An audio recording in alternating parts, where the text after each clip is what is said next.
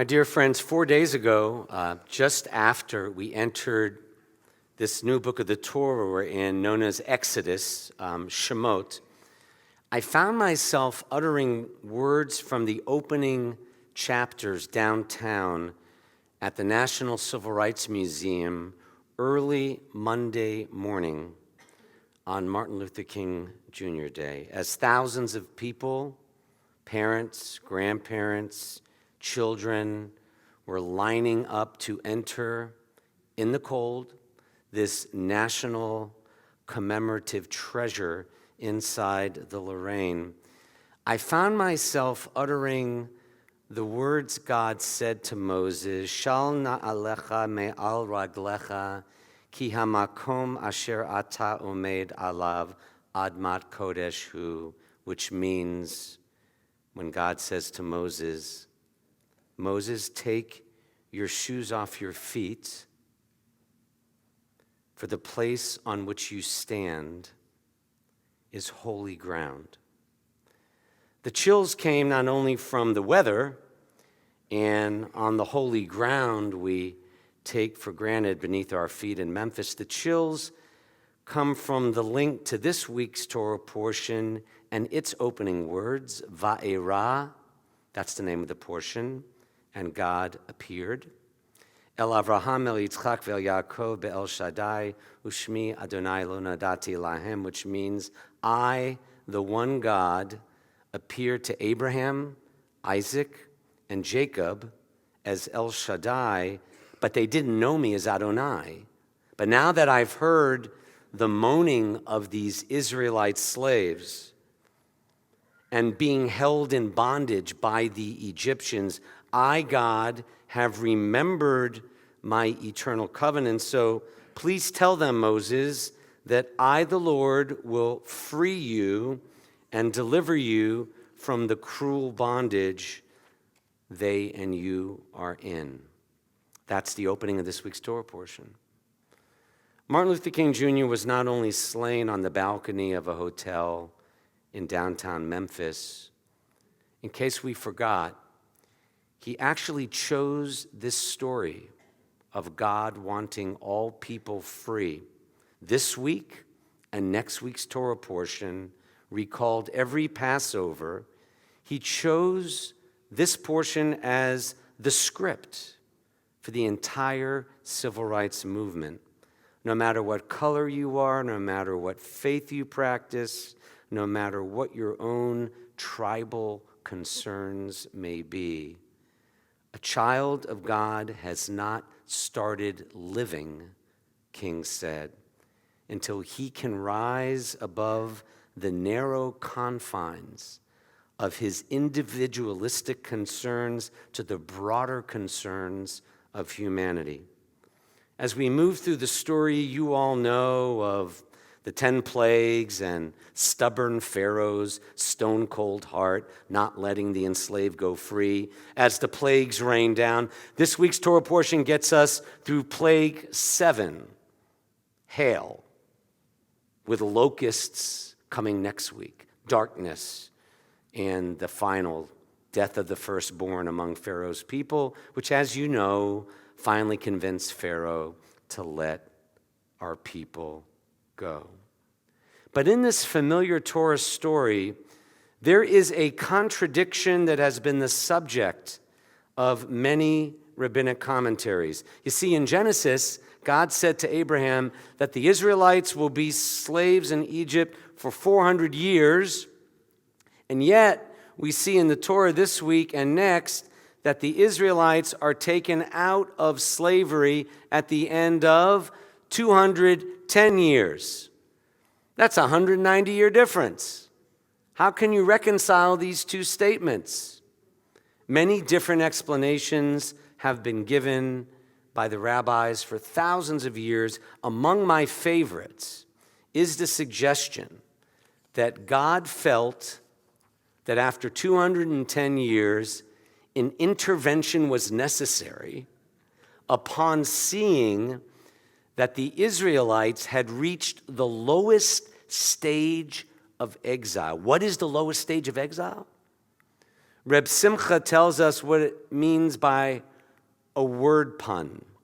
The Torah says, I, God, will take them out from, don't lose me on the Hebrew, the word is Sivlot Mitzrayim, which means the hardships of Egypt or the sufferings of Egypt. I will take them out from the sufferings of Egypt, but with the same Hebrew consonants. The rabbis say, don't read it Sivlot, hardship, suffering. Read it savlanut, patience, forbearance, contentment. In other words, God cuts short the years of slavery, saying, this is an emergency and I must take them out now because they have reached the lowest stage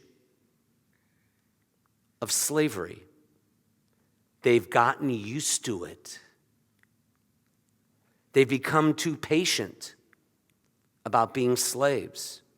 They've grown too accustomed to it, so much so that they no longer see anything wrong with it. So the lowest stage of exile, the rabbis say, is when you think that that is the way it always was, and that is the way it should always be. When a person realizes a situation is wrong, intolerably wrong, but gets accustomed to it, a higher power must intervene. Call it conscience, call it God, whatever. But without an intervention, a person or people are lost. The great tragedy of our lifetime, if you think about it, is not that people are selfish or people are sinful or people do wrong. People have always been selfish and done wrong, including religious people today who deny the poorest and already born children health care. In our state of Tennessee, where Medicaid was denied to 300,000 people who are poor, or those who would deny reproductive health care as a woman's God-given right. The tragedy is that we're no longer bothered as Jews or as a society by the problems that beset the larger fabric of our humanity. I didn't see many people I knew on Monday morning. That was good and that was bad. No one cries out for the poor except a handful, not in power. No one cries out for ending senseless gun violence. Don't worry, this isn't a political sermon. You can have guns. The question is where and when and who. No one is crying out for ending senseless gun violence except for a group of moms demanding action. No one's crying out about the fact that we have more people in prison in America than any nation on the entire planet. Name the worst country you can think of in terms of basic human rights, like China. We have more people locked up than China, mostly poor and black or of color. But the only ones crying out about the injustice of our criminal justice system are a few heroes like Brian Stevenson in the must-see movie Just Mercy, based on the book by the same title. Most of us who are Jewish or not have just gotten used to it. Savlanut, Mitzrayim. Forget about your personal good fortune or political leanings. These early chapters in Exodus are a reminder that we have reached the lowest state of exile when everyone is furious or fixated on something a celebrity did, while unaware and unmoved by what I'm talking about, or other things like charging poor people the same tax on milk as someone like you and me, for whom 9 cents more is pennies on a dollar. Regressive, morally unconscionable things that we just all take for granted or really get used to. We've reached the lower stage of exile when we are numb, or we get tired of hearing about the suffering, the poverty, the injustice around us. But Judaism says, as we learn from the Torah this week, an intervention is clearly needed to deliver us from the mess we're in when we brush it off. The Passover story that King chose and we Jews relive on this Shabbat, and we'll have a good time in April around Seder tables, has a remarkable ending. Remember the ending? It ends in light and gladness over darkness and sorrow.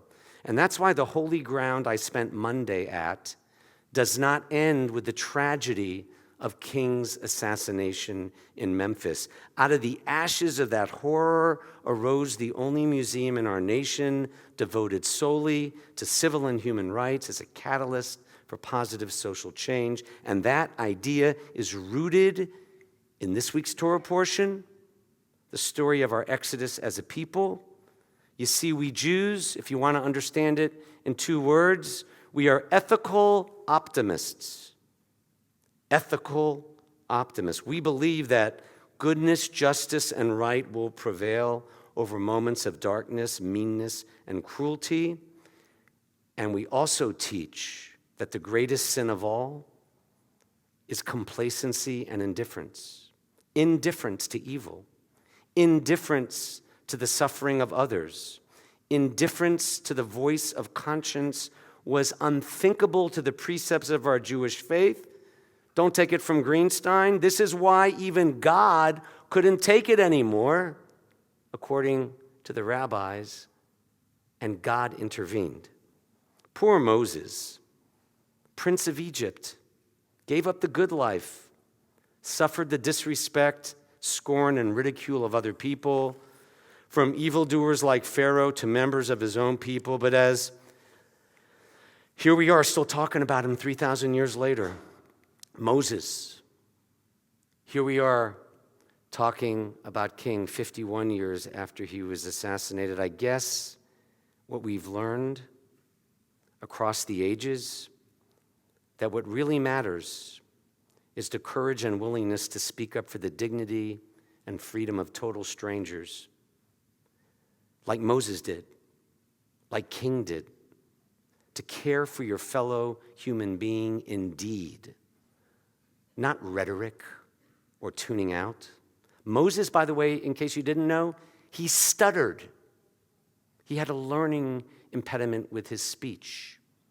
Martin Luther King had oratorical skills off the chart, yet they're not famous for their celebrity, their oratory, their prosperity, or power. What they share beside this week's story in the Torah of a God who wants children free and all people free, what they share is that they were both enlisted soldiers in the struggle against human suffering. In standing up for people, Moses cast a glow that has inspired Jewish generations until the end of time. And King lit a torch of basic human freedom that will blaze in human hearts forever if we don't get used to it. Shal na'alecha me'al raglecha ki hamakom asher ata omed alav admat kodesh hu. Take your shoes off this time and place.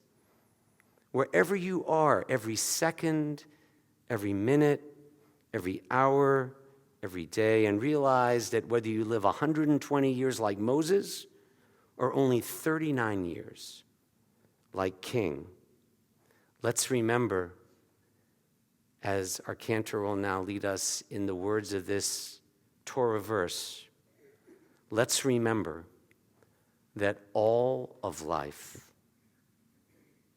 every second, every minute, every hour, every day, every place that you stand is holy ground.